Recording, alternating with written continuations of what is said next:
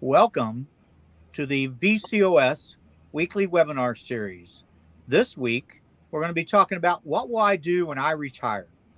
And we have couple fire chiefs here who've retired recently. We'll talk to them in a minute, but let me get through all the normal political stuff. This is being broadcast over voice IP technology. If for whatever reason your computer freezes up, uh, turn it off, turn it back on, and more than likely you'll log right back in. That's happened several times where the computer just freezes up. We do have a chat session and question and answers. We don't really have any handouts for this presentation, but if you want to chat, I will be monitoring the chat and the question and answer session as we go through this scenario. This will be a panel kind of discussion. You're not going to get PowerPointed to death. What does the VCOS do? Well, we just finished Fire Rescue International in Dallas last month, and we got Symposium in the Sun coming up in November. VCOS monitors legislation and a variety of other things that you can see there on the screen. If you're interested in a presentation on leadership, on marketing, on how to improve officers, the VCOS has several programs available to you. Two of them are there on the screen, Beyond the Hoses and Helmets, and then Membership and the Leadership Collaboration, which is a labor management style program. So I encourage you to send me an email, and we'll get you lined up with the appropriate people to try to get something scheduled for you on that. I'm sorry, I'm recovering from a cough, so sorry to cough once in a while. Technology Summit's coming up in December. If you're not concerned about technology, you're really going to be behind the curve, because technology is really having really can be a positive and a negative impact on what we do in the fire service. We do have an exclusive offer from VCOS's partnership with Vector Solutions to get into their training management system, and don't have to pay for certain things, don't have to pay the registration fee to get in. I encourage you to use that QR code up there to access the code there. So with that, I want to go ahead and let's start this program. Facing the future. When the calls stop. What do you do when you retire? It's never too soon to plan for retirement. When should you start planning for retirement? Today is the day. Don't wait. If I don't care if you're 25, 45, 55, start thinking about retirement. One of the major things to be ready to adapt to is not dealing with life or death time sensitive events when you retire. You won't be getting that phone call that deals with something that's immediate, that's critical, that you're going to have to deal with when you retire.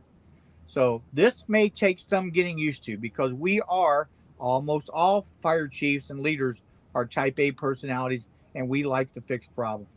Your work skills, in the most part, are not needed in retirement. That type A personality might have been helpful for you when you were in charge, but during retirement, it may not be that valuable. Your controlling personality might have worked when you were a leader in charge of an organization, but will not be helpful in retirement when you go home and try to use the same personality with your spouse. President George W. Bush is reported to have said one morning after returning to Texas when he was no longer president, he asked Laura to get up and get him a cup of coffee. And she reportedly said, "Get up and get your own. This is not the White House." And as a fire chief, you may experience that same kind of attitude. You're not the fire chief anymore, so therefore, get up and get your own. Remember, during retirement, it's time to focus on your family and re-engage with them. We have all missed so much that you never knew many things that were going on in your family's lives. So this is a unique time to re-engage with family and friends. I was not very good at this when I was working, but I have what I call the 5 F's: faith, family, friends, finance, fire department. When you're working, faith, family, friends, finance, fire department. Those change daily based upon things that are going on in circumstances. Priorities change with the 5 F's. But my relationship with my wife, Leslie, suffered because I was not very good at balancing those 5 F's. After being retired for about a month, and we were eating dinner at home one night, when I remarked to Leslie that we ate dinner together more in the last 30 days than we did in the previous 25 years. And she said, I agree. It was true. I was not home, whether I was doing the International Association of Fire Chief stuff, working for the State Fire Academy, I was not home. So today we're going to discuss retirement planning and what to do after retirement with two chiefs who recently retired. Chief James Grady from Illinois and Chief Joe Chornock from Maryland are our panelists. Chief Grady, would you introduce yourself to our attendees? Good afternoon, everybody. My name is Jim Grady, and I'm just outside Chicago in the Fire Protection District, was Frankfort Fire Protection District, and I was with them a little over 40 years. And then I retired and was off for a short period of time. And then I had the great opportunity to be asked to be executive director for the Illinois Fire Chiefs Association. And I will tell you, it came along at the right time. It just filled that gap on when you're waiting for the phone to ring. As everybody tells you, you will be busy after life, but there's a period there where it's a cool down period. Just retired from the Illinois Fire Chiefs. I'm actually at their conference yesterday, today, and tomorrow. So I'm back visiting individuals. And we're going to talk about this later on, but I will tell you, and I will try to explain it better. When I left Frankfort, the timing was right. Everything was in place to pass it on. When I left the Illinois Fire Chiefs, the timing was right. But it wasn't right for me internally because I actually am having more of a separation anxiety from the Chiefs Association than I did from the fire department. So maybe that's the personalities. As John said, we're all in that, a personality type thing. But I've been blessed, and I'm going to be looking for my next venture now. So. And Jim, as you said, you're at the Illinois Fire Chiefs Association, and you're receiving an award. Either you already have or you're going to receive it tomorrow night. What is that award? Tonight, in about 2 hours, I've been picked to receive the Jerry Burke Leadership Award. Jerry Burke was one of our executive directors for many years. And as I have in my speech for tonight, which is not written, I'm just going to leave it like this. Jerry and John, you're in this category too. There's a few people you meet in life and they're just gentlemen. And that's how Jerry was. He was old school. And I'm going to talk about that tonight. And when I say old school is you say hello, you shake hands. What can we do for you? And how can you help us? So pretty simple. You can put it on a business card. You don't need a gigantic job description. So I'm honored to receive this tonight. And thank you, John, for doing that. Because I actually practiced a little bit of the speech there. Well, congratulations. You earned it. You worked very hard for a long career. So thank you. Chief Joe Chornock, can you introduce yourself? Yeah, I'm Joe Chornock. I have spent 47 years in the fire service in the sovereign state of Montgomery County, Maryland. My last 25 years was as a chief officer. I did also a stint as a career firefighter, paramedic officer for the Bethesda Chevy Chase Rescue Squad many years ago. I did that until I was offered a job elsewhere that doubled my salary, so I left. But I just left the state of Maryland last month. I'm now a resident of Pennsylvania and trying to figure out all the things that I'm going to do.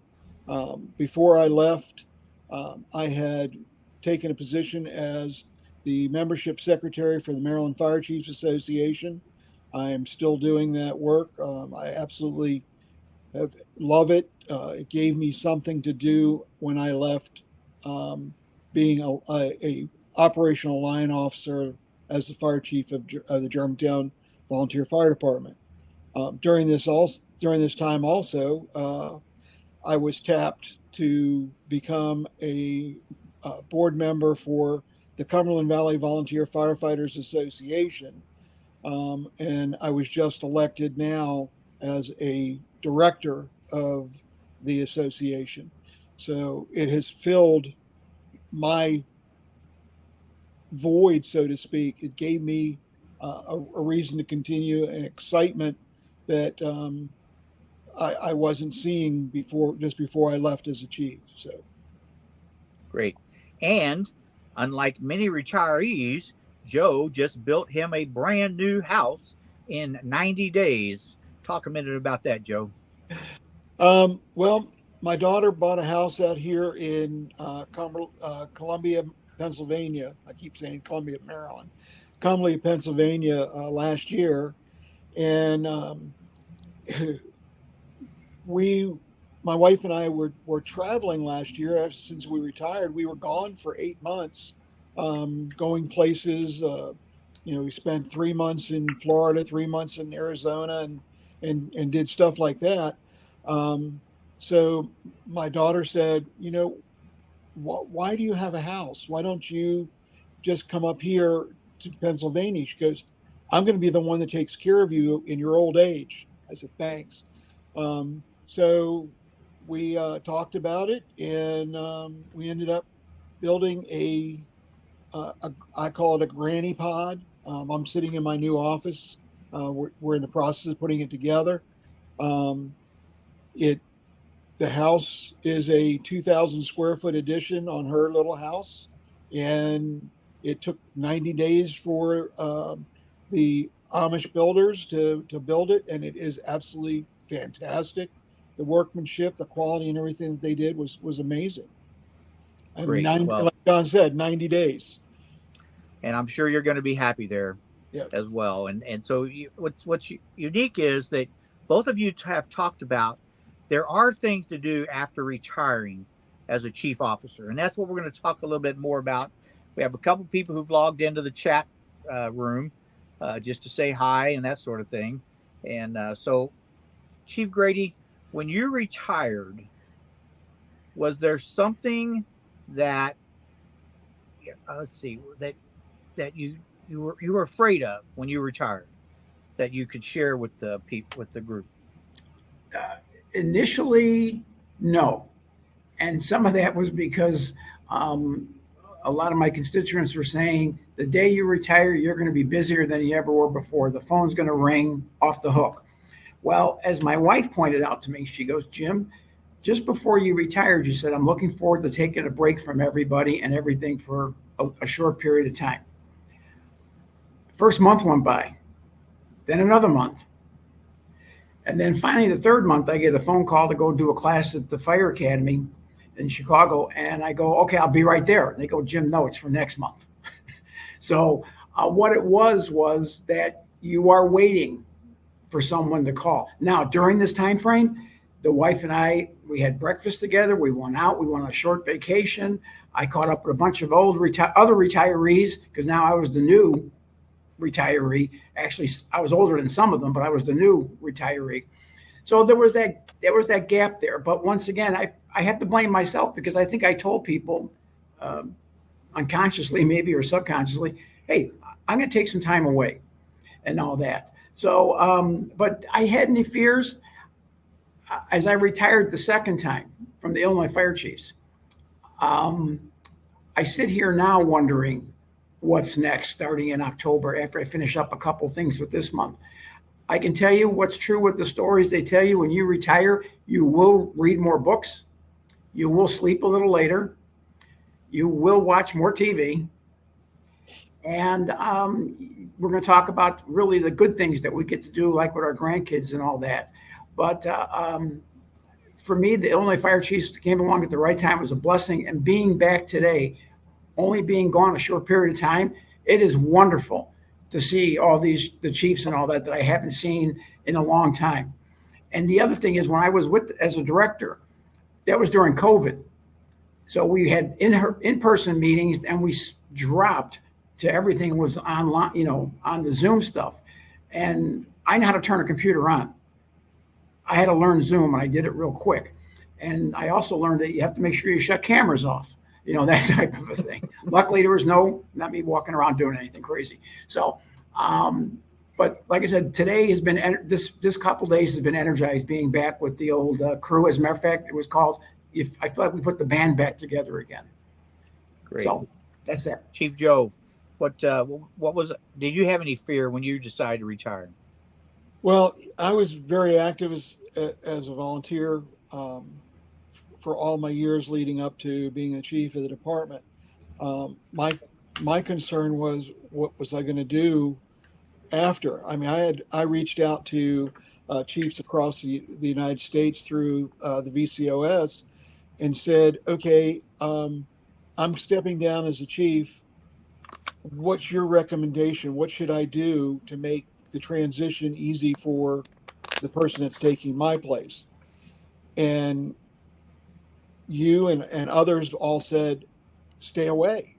You know, you need to give that person the ability to function, because if you're there, people are going to, if they don't like what daddy said, what do? They go to mommy and ask,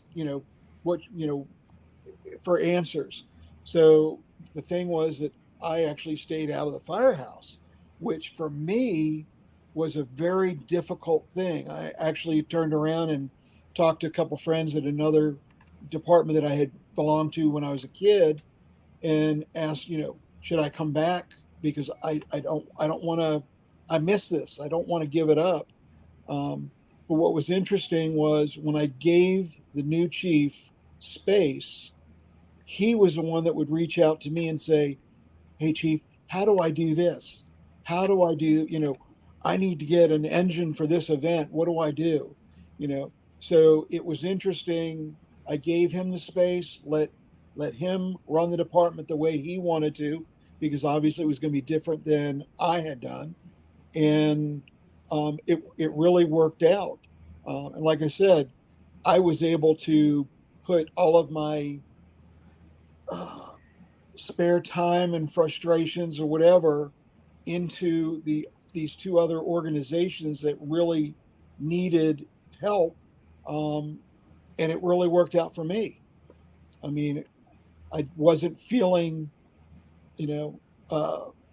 that desire to get onto a fire truck. Now that I moved to Columbia, Pennsylvania, and I have a 100% volunteer fire department a half mile from my house, I've been talking with the chief, and my wife keeps telling me, you're too old now to start all over as a backward facing firefighter crawling down hallways. You're not doing that anymore, Joe. You're not doing that. I said, well, what do I do? You can help them in other ways. So we're looking at those aspects, just like you, John. I've been their photographer for their trainings and things and events, to give them, someone that knows what's going on, how it's happening, and can take pictures without being in the middle of something, Right. know. Well, you bring up a very valid point that now it's like when you do retire, stay away. When I retired, I told the fire chief, if you want my opinion, you will ask it. Right. I will not. If somebody says, "Oh, John Buckman said this," call him a liar, because I never said anything about what they did after I left. Jim, what was your experience with that? Same way. When a gentleman of mine, a good friend of mine, was in the Navy, and he said, when you walk away from a ship, you don't look back. You will go for your next assignment. And that's what I did. I mean, I felt comfortable with the guys that were there, and if he needed to get me, he knew where I lived. Same house. He was always over. So that the Illinois fire chiefs, as with a lot of organizations, there's myself and an administrative assistant. So I didn't have a backup. I didn't have someone down the hall to go talk to and bounce things off of. But we took on a gentleman that was going to do legislative work for us. He was a retired chief and he loved legislative. I talked to him constantly, and he wound up taking the position. And I said, as I'm ready to leave, I said, here's my recommendation. You do your search, but this is the gentleman I have shared everything with. Because when you go from having a staff that you can bounce things off of, and then someone who's a real confidant, to it's yourself in a room, you need somebody. And it worked out perfectly. I don't know if it was designed that way, but it was worked out perfectly.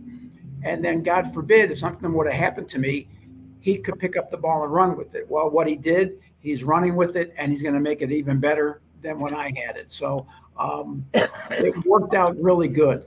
And our administrative assistant is the daughter of the gentleman who I'm receiving the award, and she's been with the group for almost 40 years. So she started out as a secretary and just helping her dad out.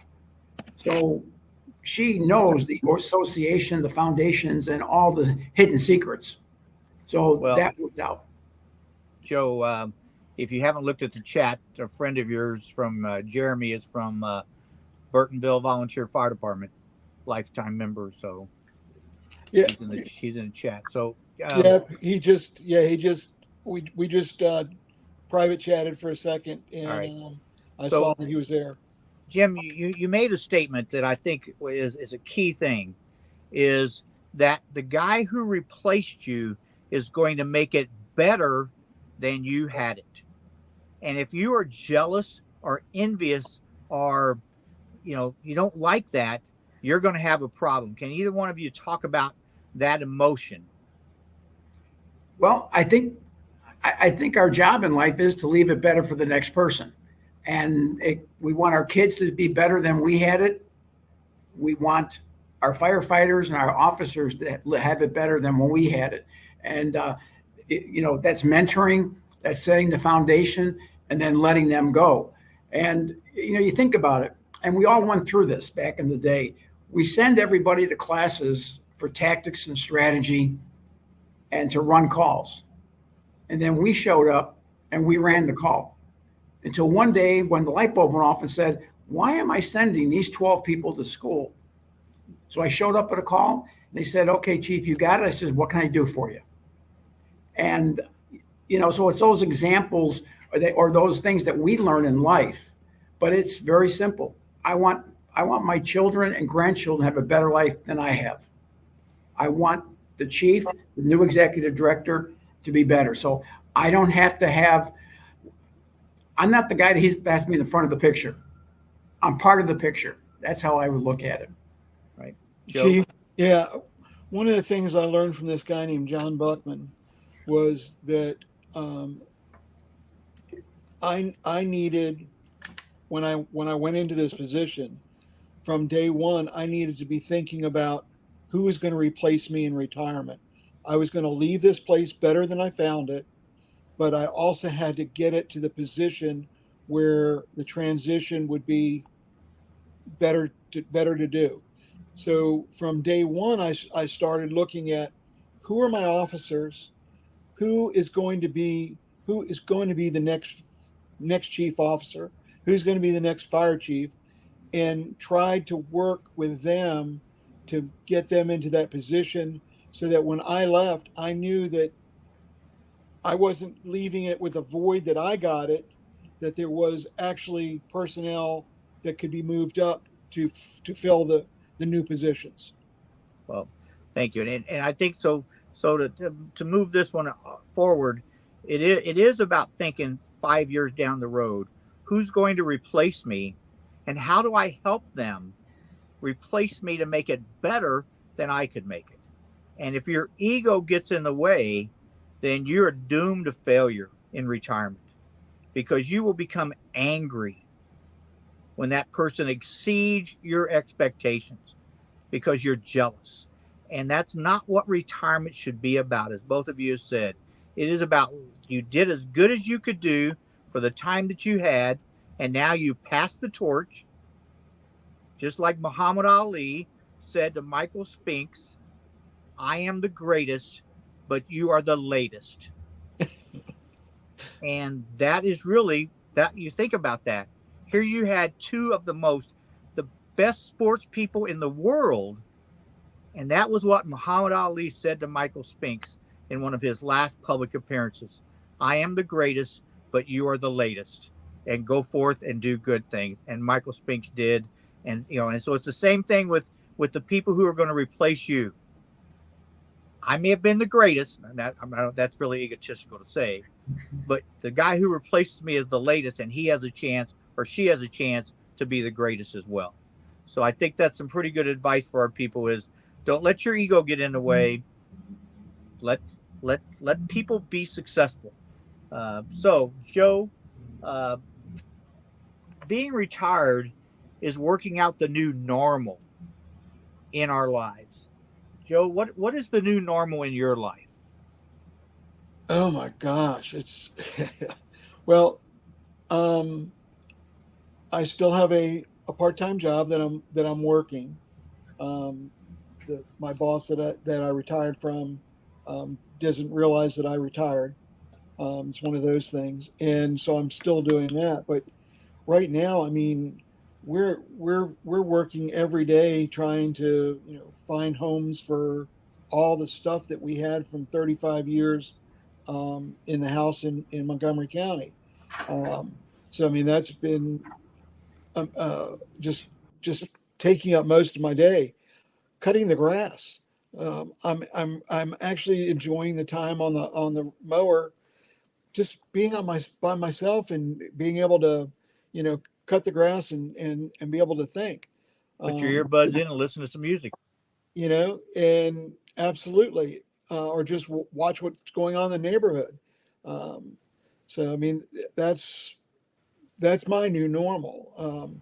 I'm not worried about what time I get up in the morning. I'm not worried about what time I go to bed. If there's something I need to do, I'll stay up. But those are the big things. Yeah, I realize he stays up when I get a check from him at like 11 o'clock at night. So, and it's cool. I got several guys who text me late at night. So, Chief Jim, what is your new normal in your life? The new normal is actually, it's nice having breakfast with my wife in the morning, um, going shopping, doing things like that, having a list and sticking to the list. But I guess the real nice part of the new normal is doing things with the grandkids and seeing all their events that were I mean I was guilty as anybody. I short changed our kids because I had it was at school or I was at a training or you had to go to a call or something like that. So the new norm is understanding that there is life out there, and it's good watching the kids play ball and do things and succeed. So And not both of being us, in charge. yeah. I mean, and what I will tell you though, the reality is young kids nowadays, they're on more traveling teams than ever before. I mean, I don't remember all these traveling clubs, but it's great. We're seeing lots of different things and all that. But really, it's just getting back to the basics as to why we exist and the things that we do. We're Well, just traveling much more. I mean, that's been the greatest part of this whole thing.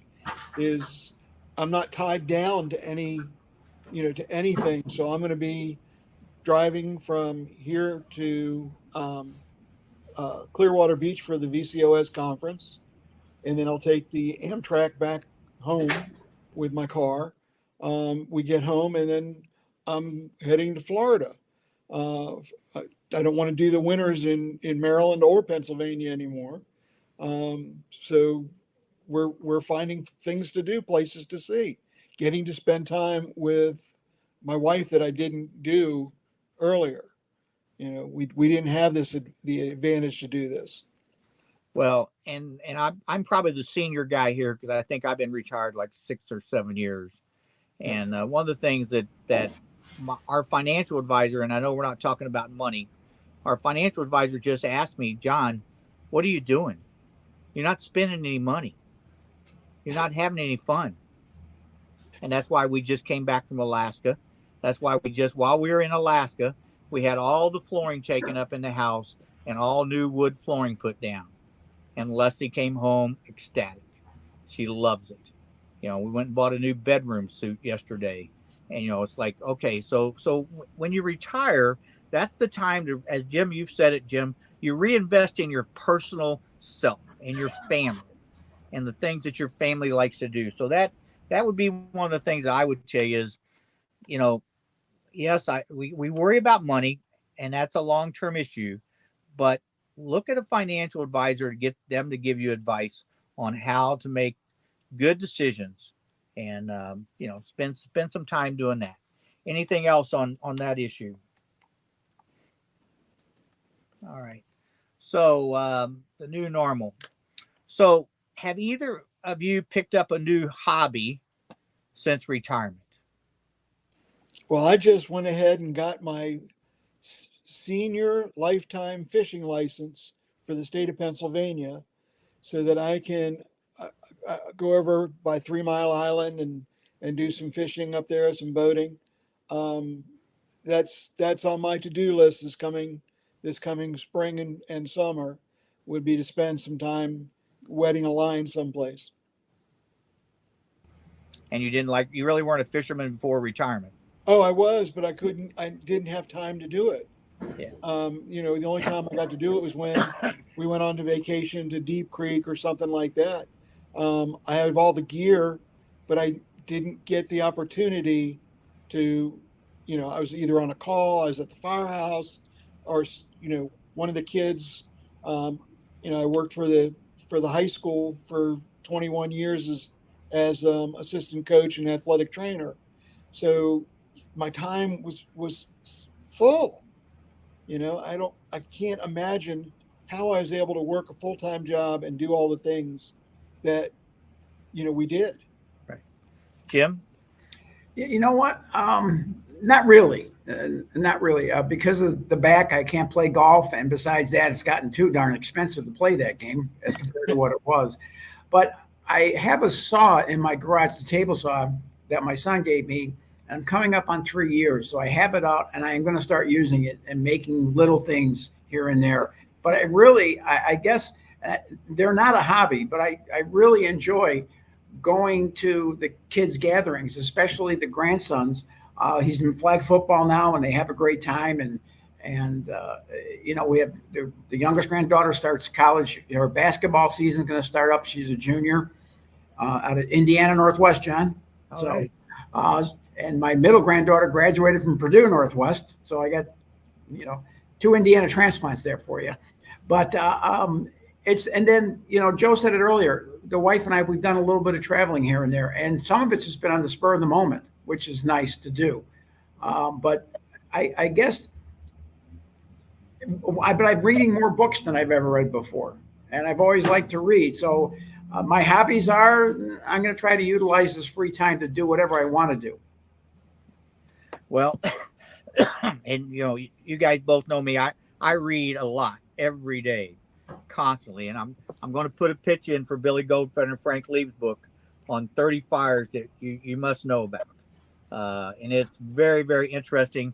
You can see I'm not even through with it yet, but you see a lot of my notes because our firefighters do not understand how we've injured and killed firefighters over the years because they don't know the history of Keokuk or Hackensack or Worcester or, any of those kind of things.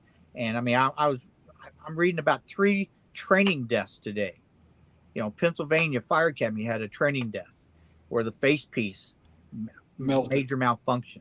Today, kids are going, my face piece, it's not going to malfunction. Then you go look, you get them to look at it and go, you see all those little scratches and all those little abrasions? You think that impacts the safety of that mask? Well, no, it's fine. Wrong. They don't understand that. So I'm with you on the reading, and you don't have to buy books. Okay, in today's world, you can rent books over the internet. You can buy books, audio books, a variety of things. So you don't have to go broke with books. The other thing that I do is I buy a lot of books that are like closeout books. I just got this book here in the mail for my granddaughter because she loves horses. And here is this great big book, $10, $10. And so if you watch around, you don't have to spend $50, $75 for a book. You can look for good books. But we all agree reading is a good way to spend your time. And it doesn't have to all be fire service books. It can be novels. It can be thrillers, those kind of things. I like reading about sports. Even though I never watch sports a lot, but I've been watching a lot of sports. So and television, I try to spend 2 hours a night. And Leslie sometimes she knows she makes me mad when she comes downstairs, and I'm in my 2 hours, babe. This is my 2 hours of my private time. I'm not working. I'm not doing anything. I'm just sitting here reading or just whatever I want to do. And she'll come down, got a question for me or something like that. And so, I don't get mad at her, but you know what I'm saying. So anything about your free time that you guys spend time doing? He sends her to Texas so he can get that free time. Well, yeah, she leaves for Texas tomorrow. 2 weeks. 2 weeks. So it's the cheapest vacation I'll ever pay for. So, okay, so neither one of you got any new hobbies. So, Jim, you've already relayed a little bit about your daily schedule routine, about having breakfast with your wife. Anything else that you do sort of like on a daily basis? Yeah, yes, we've gotten real good going to Anytime Fitness. I had to stop for a bit because I had knee surgery, but I was going to my own PT, so that was good. And then I had a problem with the back, and so I would go like Monday, Wednesday, Friday for the knee, Tuesday, Thursday for the back, and then alternate the following week. So I had the private sessions, I guess you would say. But I just would like to get back into walking. But we would just, where we live in Frankfurt, we're able to walk 2 blocks and we're in the downtown area. It's a nice downtown setting of a small community and that. So, but the new norm is just still getting used to the new norm and that. But the thing I do miss is with COVID, what happened is a lot of the speaking and teaching at the community colleges and at the universities, that stopped for the most part because it went to the professors. And I'm good with that because that's their job. But I will tell you, I'm hoping the adjuncts open up again because that, to me, you go to class and you give your notes and then you have, an hour and a half, 2 hours, whatever the class is, with the real books of knowledge that are sitting there. And you share those experiences and everything else like that. So I'm looking forward to when that opens up again, hopefully sooner than later. Yeah. John, Joe? Yeah, I have a thing I wanted to throw out there. I mean, we're looking at people that are talking about retiring after 25, 30 years or more of service. We've got to find something for these people because they're a wealth of knowledge and they've got to be able to share this, what we've learned with the young guys coming up. I've seen so many fire chiefs prior to my leaving that when they left, they were gone. There was nothing. And one of the questions that Chief McHenry once brought up to me was, he goes, what do we do with old fire chiefs? I mean, we've got to be able to get some of the knowledge from these folks. How do we go about doing that, John? I mean, these guys are getting ready. The ones that are on here probably retiring in the next year, 5 years, whatever. They've got a lot of experience that they need to be able to share with others. How do we do that? Well, I think that and Jim and I have had this conversation. He was not a big Zoom person, as you already said, and I love my podium time. I was just in Old Forge, New York, this past week, and did a 45-minute keynote address. But this right here is the future. Mm-hmm. Virtual reality training, and how you share your experiences is with this kind of model. And I think that the VCOS can help do that because there is so much to be learned, and that's why we've been very successful. I was never a fan of panel discussions, but we've been very successful in having panel discussions instead of having you guys come on and do 10 PowerPoint slides, and then then we'll take questions from the group. So we have these kind of open-ended discussion with questions that I may have told you about before, and sometimes I didn't. But I think that's Jim or Joe. That's the part for both of us, mm-hmm. is look at how we can bring people together and talk about experiences, talk about the big fire, talk about as the fire that maybe you almost killed somebody, injured somebody. That's that kind of thing. Well, Dave just asked a great question in the chat, and I think he's hitting on a really good point. We don't know how long we're going to live after retirement. Obviously, if our time is short, we wish we would have retired early. The thoughts on retiring, on early retirements. A lot of us, like John, you said earlier, we have to start thinking about our financial future, not when we're getting ready to retire, but 10, 15, 20 years earlier, so that we're able to retire at an age where we can do things, still enjoy life, and have the money to last us. So, I mean, yeah, that I think Dave's question was really a good one. So we do have Mario O on here. He or she, I'm sorry, assuming wrong, Mario. financial advisor to members of Local 2068 in Fairfax County for the past 18 years. And Mario, I will tell you, we purposely did not want to get into financial advice because none of the three of us are anywhere near experts at that. But Mario, if you will send me an email, I would love to have you and one or two other people come on and do a panel kind of discussion here and talk about financial advice from qualified people that could help some of our members who are approaching retirement. So I'm certainly glad you sent the message, and I will engage you some way, somehow. So because you're right, it scares people. I know a fire chief friend of mine, he's scared. He was scared to death to retire. And I said, why? He goes, I just don't think I'm going to have enough money. And I said, you got a pension, you got, this, you got that, you're going to, and he goes, I know, I'm just scared. Well, we're all scared of running out of money. That is the big thing. So, so Jim, did I talk to you about the daily schedule? Yes, sir. Okay. All right. So now here's the big question. I'll go to Joe first. Do you have any regrets about retiring? No, because it opened up so many additional doors and things for me to do. I don't at all. The pressures of being the fire chief, getting those phone calls at 2:00 in the morning that an ambulance or a fire truck was just involved in an accident and you've got to go out and do those kind of things. No, I'm really good because, like I said, I've put myself out into other venues and ventures that give me the what I needed, I guess. Yeah.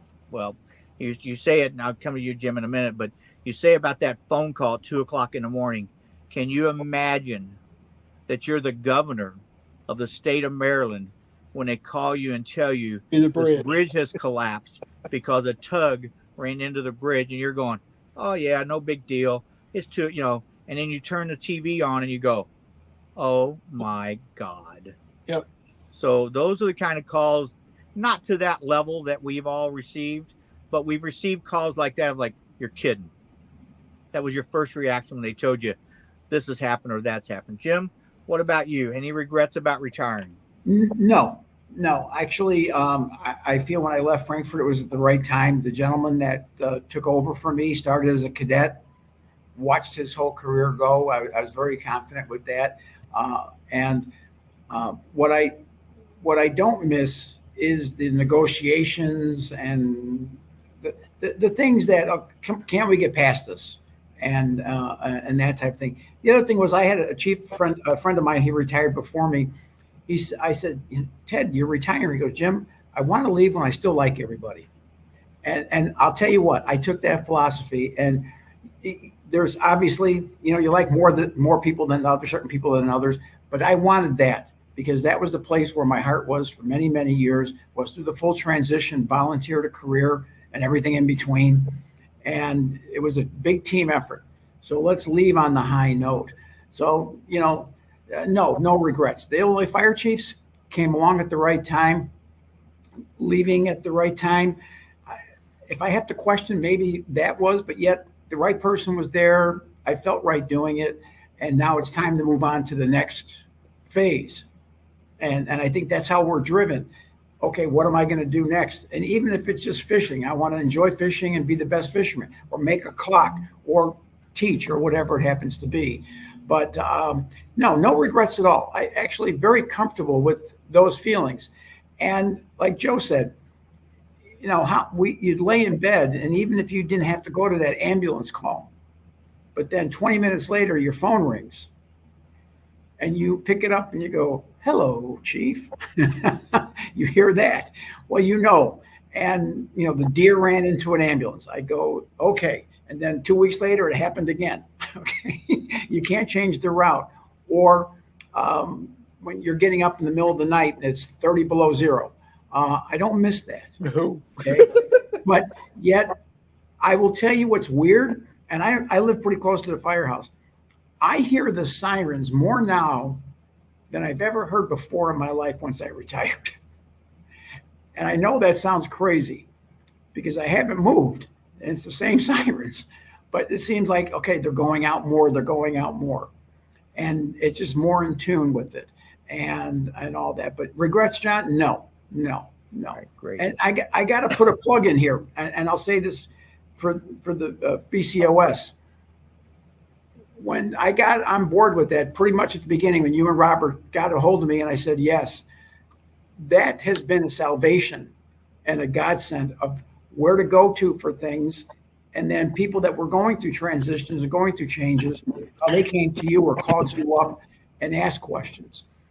And now to this day, I still keep in contact with people that we've met through VCOS, Montana, Wyoming, places that normally would have never been, but because we got together and they had something happened, now they have an outlet. And I'm not the only chief that has that. There's many of them. A good friend of mine is going to be the MC tonight, Pat Kenny. He's called nationwide on things, okay?